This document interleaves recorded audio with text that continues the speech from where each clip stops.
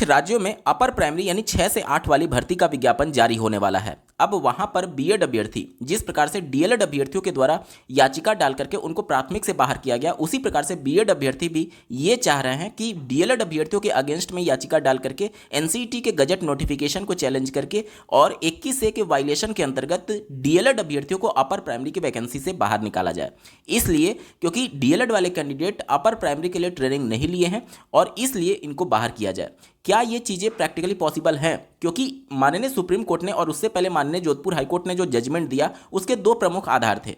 पहला, 1993 का एनसीईटी का जो एक्ट है उसके प्रावधानों का उल्लंघन हुआ, सही से गजट नोटिफिकेशन जारी नहीं किया गया, कानून का सही से पालन नहीं किया गया। और दूसरा, 21A का वायलेशन किया गया, यानी गुणवत्तापूर्ण शिक्षण करने के लिए जो ट्रेनिंग होनी चाहिए वो एप्रोप्रिएट बीएड के पास नहीं थी। इन्हीं दोनों पॉइंट्स के आधार पर हम लोग ये चेक करेंगे कि क्या डीएलएड के पास वो सारी एलिजिबिलिटी है। नमस्कार दोस्तों, मेरा नाम है नीरज, आप देख रहे हैं व्यू बिट यूट्यूब चैनल। अगर आप इस चैनल पर पहली बार विजिट कर रहे हैं तो इसको सब्सक्राइब करते हुए बेल आइकन को प्रेस करना ना भूलें। माननीय सुप्रीम कोर्ट ने जो 11 अगस्त का जजमेंट दिया उसमें एक महत्वपूर्ण बात यह बोली थी कि 1993 के अंतर्गत ये मेंशन किया गया है कि एनसीटी एक एक्सपर्ट कमेटी बनाए और उनके सलाह के आधार पर नोटिफिकेशन जारी करे। जो बीएड को शामिल करते हुए 28 जून 2018 का नोटिफिकेशन जारी किया गया था उसमें कोई भी एक्सपर्ट कमेटी नहीं बनी थी और इसलिए जो 23 अगस्त 2010, देखिए ध्यान से, 23 अगस्त 2010 में एनसीटी ने गजट नोटिफिकेशन निकाल करके पहली बार मिनिमम एजुकेशनल क्वालिफिकेशन तय किया था, उसको रेफरेंस पॉइंट सुप्रीम कोर्ट ने भी माना है। इसलिए 23 अगस्त 2010 का जो एनसीटी का गजट है वो सबसे ज़्यादा महत्वपूर्ण हो जाता है। वो क्या कहती है अपर प्राइमरी की वैकेंसी के बारे में, ये जानना बहुत जरूरी है। और ये रेफरेंस पॉइंट इसलिए माना गया क्योंकि जब हमारे देश में आरटी एक्ट 2009 लागू हुआ, प्रभावी हुआ 1 अप्रैल 2010 से, ध्यान दीजिएगा 1 अप्रैल 2010 से जब आरटी एक्ट लागू होता है तो जो हमारे देश की एजुकेशन मिनिस्ट्री है वो एनसीटी जो कि एकेडमिक अथॉरिटी है, आरटी एक्ट के धारा 23 के उपधारा 1 के अंतर्गत उनको दर्जा प्राप्त है। तो उनको ये निर्देशित किया जाता है कि आप 1 अप्रैल 2010 को जो पूरे देश भर में आरटी एक्ट लागू हुआ है उसके हिसाब से मिनिमम एलिजिबिलिटी तय करिए 6 से 14 साल के बच्चों के लिए, यानी कि एलिमेंट्री एजुकेशन के लिए। ध्यान दीजिएगा 6 से 14 साल में प्राइमरी और अपर प्राइमरी दोनों शामिल है। एलिमेंट्री एजुकेशन में प्राइमरी और अपर प्राइमरी दोनों शामिल होता है, ठीक है। अब एनसीटी पहली बार 23 अगस्त 2010 को एक नोटिफिकेशन निकालती है एक्सपर्ट कमेटी बना करके, और वो गजट नोटिफिकेशन आप अपने स्क्रीन पर देख पा रहे होंगे आप। 23 अगस्त 2010 को ये नोटिफिकेशन जारी किया गया था। इसमें कक्षा 1 से 5 आप देख सकते हैं उनके लिए क्या एलिजिबिलिटी रहेगी, इसमें कहीं पर भी बीएड शामिल नहीं था और इसी रेफरेंस पॉइंट को आधार बनाते हुए बीएड को माननीय सुप्रीम कोर्ट ने बाहर किया।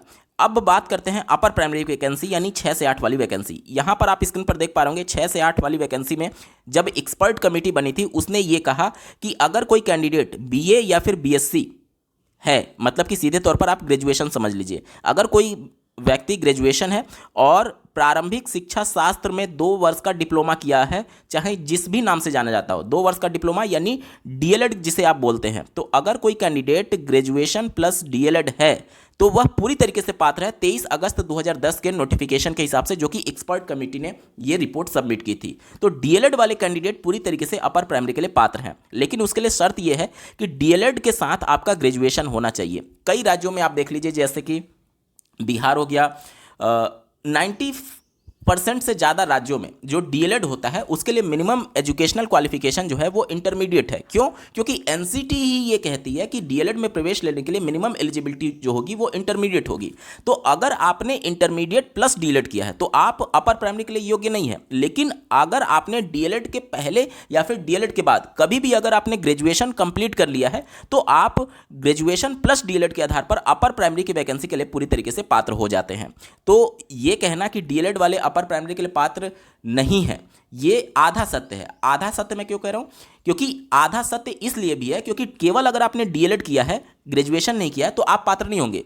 और आधा सत्य क्यों नहीं है? क्योंकि अगर आप डीएलएड किए हुए हैं और ग्रेजुएशन भी किए हुए हैं तो आप अपर प्राइमरी के लिए पूरी तरीके से वैलिड होंगे। कुछ एक राज्यों को अगर आप देखेंगे जैसे उत्तर प्रदेश, तो यहां पर डीएलएड में प्रवेश लेने के लिए मिनिमम एजुकेशनल क्वालिफिकेशन जो है वो ग्रेजुएशन रखा गया है, ना कि इंटरमीडिएट रखा गया है। हालांकि यहाँ की जो वैकेंसी आई थी 69,000 और 68,500, उसमें आप देखेंगे कि ऐसे कैंडिडेट जो इंटर प्लस डीएलएड थे उनको भी मौका दिया गया था। माननीय कोर्ट में जब ये मामला गया कि अदर स्टेट के कैंडिडेट को अलाउ नहीं किया जा रहा था, तो माननीय कोर्ट ने कहा कि आप किसी भी राज्य के कैंडिडेट को रोक नहीं सकते, और इसके आधार पर अदर स्टेट के कैंडिडेट जो इंटर प्लस डीएलएड थे उनको भी यहाँ पर अलाउ किया गया और उनको भी नौकरी मिली थी। तो भले ही उत्तर प्रदेश में इंटर के बेस पर नहीं बल्कि ग्रेजुएशन के बेस पर डीएलएड में प्रवेश मिलता है, लेकिन चूंकि कोई भी राज्य जो है, कोई भी राज्य की एजुकेशनल बोर्ड जो है वो एनसीटी के गाइडलाइन से बधी हुई है, तो एनसीटी का गाइडलाइन ये कहता है कि इंटरमीडिएट के बाद ही डीएलएड में प्रवेश मिल जाएगा। तो भले ही आप अपने राज्य में इंटरमीडिएट नहीं रख रहे हैं या फिर ग्रेजुएशन रख रहे हैं, लेकिन चूंकि एनसीटी की गाइडलाइन ये कहती है, इस वजह से इंटरमीडिएट प्लस डीएलएड वाले कैंडिडेट जो होते हैं वो अपर प्राइमरी के लिए एलिजिबल नहीं है। लेकिन अगर आपने डीएलएड के बाद या फिर पहले कभी भी अगर आपने ग्रेजुएशन किया है और डीएलएड है, तो आप अपर प्राइमरी के लिए पूरी तरीके से वैलिड है। अब बात करते हैं कि 21A के अंतर्गत जिस प्रकार से सुप्रीम कोर्ट ने यह पाया कि जो बीएड कैंडिडेट हैं उनकी ट्रेनिंग प्राइमरी के लिए नहीं हुई है, कक्षा 1 से 5 के लिए नहीं हुई है, तो क्या डीएलएड वाले कैंडिडेट अपर प्राइमरी यानी 6 से 8 के लिए वो ट्रेनिंग लेते हैं? क्योंकि अगर ट्रेनिंग नहीं लेंगे तो जाहिर सी बात है 21A का वायलेशन होगा, यानी कि गुणवत्तापूर्ण शिक्षा देने में वो असमर्थ रहेंगे। तो इसको एक बार चेक कर लेते हैं कि क्या 6 से 8 के लिए डीएलएड वाले कैंडिडेट की ट्रेनिंग होती है अथवा नहीं। एनसीटी के गाइडलाइंस के हिसाब से सभी राज्यों की जो एससीईआरटी होती है वह डीएलएड के संदर्भ में जो दिशा निर्देश है वो जारी करती है और सिलेबस क्या रहेगा ये सब कुछ तय करती है एससीईआरटी। यहाँ पर आप उत्तर प्रदेश का एससीईआरटी के द्वारा एक नोटिफिकेशन देख पा रहे होंगे जो कि 123 पेज का है, जो कि डीएलएड के संदर्भ में है। ठीक है, पेज नंबर 95 पर जब आप जाएंगे तो इंटर्नशिप के बारे में मेंशन किया गया है। इंटर्नशिप जो कि 30 वर्किंग डे का आपका स्कूल में ट्रेनिंग लगाया जाता है उसे इंटर्नशिप बोलते हैं। ठीक है, सभी राज्यों में ये प्रक्रिया होती है। चूंकि डीएलएड जो है वो 2 साल का कोर्स है जिसमें 4 सेमेस्टर होते हैं उत्तर प्रदेश में। अलग अलग राज्यों में अलग अलग स्थिति हो सकती है। प्रथम सेमेस्टर का अगर आप इंटर्नशिप देखेंगे तो प्रथम सेमेस्टर में सिर्फ इनको अवलोकन करना होता है, कोई भी शिक्षण कार्य नहीं करना होता है। जो वहाँ के टीचर्स होते हैं उनका सिर्फ अवलोकन करना होता है। तो प्रथम सेमेस्टर का इंटर्नशिप का आप सिलेबस देख पा रहे होंगे। सेकंड सेमेस्टर ध्यान दीजिएगा, सेकंड सेमेस्टर में इनकी जो ट्रेनिंग लगाई जाती है कक्षा 1 और कक्षा 2 के लिए लगाई जाती है। ठीक है, उसके बाद से थर्ड सेमेस्टर की जो इनकी ट्रेनिंग होती है, ध्यान दीजिएगा, थर्ड सेमेस्टर की ट्रेनिंग कक्षा 3 से 5 के लिए लगाई जाती है डीएलएड वाले अभ्यर्थियों के लिए। देखिए, कक्षा 3 से 5 इनको ये इंटर्नशिप 30 वर्किंग डे का, यानी कि 1 महीने से भी ज़्यादा, 30 वर्किंग डे यानी संडे इसमें से निकाल दिया जाएगा, यानी कि मोटा मोटी आप मान सकते हैं 1.25 महीने ये ट्रेनिंग चलती है। ठीक है, इसके बाद से फोर्थ सेमेस्टर की जब बात करेंगे, ध्यान दीजिएगा, फोर्थ सेमेस्टर में जब डीएलएड की ट्रेनिंग लगती है तो ये 6 से फोर्थ सेमेस्टर में ट्रेनिंग लगाई जाती है। आप पूरा देख सकते हैं, ये 1.25 महीने की ट्रेनिंग होती है जो कि 6 से 8 यानी अपर प्राइमरी में उनकी ट्रेनिंग लगाई जा रही है।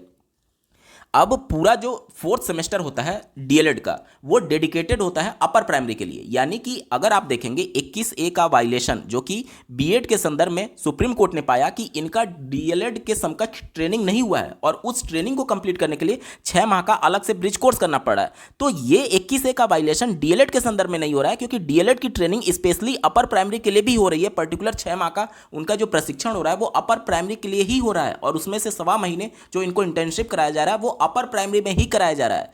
तो सीधे तौर पर अगर यहां पर देखा जाए तो 2 बेस जिसके आधार पर बीएड को सुप्रीम कोर्ट ने बाहर किया या फिर अपात्र पाया वो डीएलएड के कंडीशन में नहीं लागू हो रहा है। क्यों? क्योंकि 1993 का एनसीटी एक्ट कहता है कि आपको एक एक्सपर्ट कमेटी बनानी पड़ेगी कोई भी गजट नोटिफिकेशन या फिर एलिजिबिलिटी से संबंधित नोटिफिकेशन निकालने के लिए। डीएलएड के संदर्भ में जब 23 अगस्त 2010 को पहली बार एनसीटी ने नोटिफिकेशन जारी किया तो वो एक्सपर्ट कमेटी बनी थी, सुप्रीम कोर्ट ने ये पाया है। उस एक्सपर्ट कमेटी ने ये कहा कि अगर आप ग्रेजुएशन प्लस डीएलएड हैं तो आप अपर प्राइमरी के लिए पूरी तरीके से वैलिड होंगे। तो पहला वाला जो सुप्रीम कोर्ट ने आधार बनाया था उसके हिसाब से तो डीएलएड वैलिड है। 21A के वायलेशन के अंतर्गत अगर आप देखेंगे तो डीएलएड की ट्रेनिंग अपर प्राइमरी के लिए पूरे 1 सेमेस्टर हो रही है, यानी 6 माह हो रही है। तो 21A का वायलेशन भी यहां पर नहीं है।